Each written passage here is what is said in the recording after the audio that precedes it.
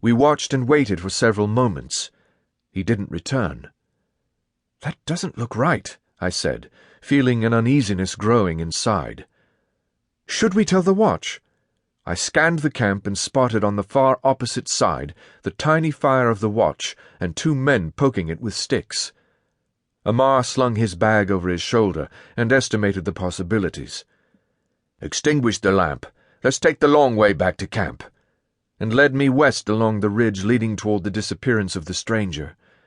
It was easy in the bright moonlight to step over rocks, hug the ridge past the silver-lighted rocks and stubby desert plants. Several minutes later, after creeping through shadow and dark, Ammar reached out his arm to stop me. "Silence," he whispered, and pushed me into the black shadow of a formation. He pointed to the far slope of a hill below us, hidden from the camp but bathed in the full light of the moon. Some 200 paces below, I could see a small group of figures standing in a small circle, talking. I counted 7 camels kneeling and 5 men standing. There was no fire or tent. "Who is that?" I whispered. "It's not good, whoever it is," Ammar answered. We watched a few moments longer as the figures conversed, and one handed off something to another, while one pointed to the east with a broad sweep of his arm. "Now, listen carefully, Bassam," Ammar whispered. "If this is what I think it is, we must capture those men, all of them." He looked back to camp. "There's the watch. I want you to run carefully, leave your sword with me, and run carefully down this hill, but be careful, it's steep, and hurry as fast as you can to the watch. We don't want to scare them off into the dark. We'd never find them. Tell the watch what we've seen, and that Ammar wants them to circle around. Hurry." I obeyed and stood to free the sword from my belt. Handing it to Ammar, I turned to find the best way down the hill. Suddenly, from the corner of my eye, a moving shadow caught my attention, and I turned to see.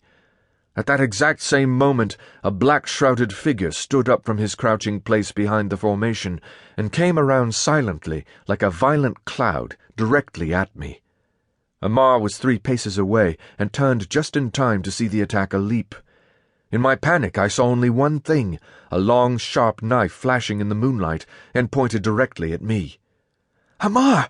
I screamed, turning in vain to avoid the shrouded shape, but the stranger fell into me, knocking me off my feet, and the 2 of us went right down the slope.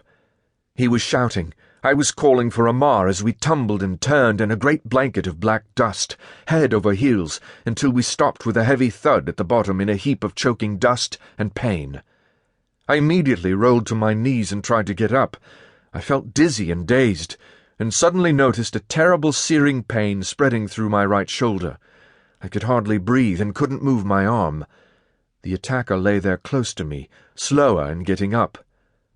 All I could think to do was stagger in the direction of the camp, shouting, "Help! Help! Help, Ammar! Somebody help!"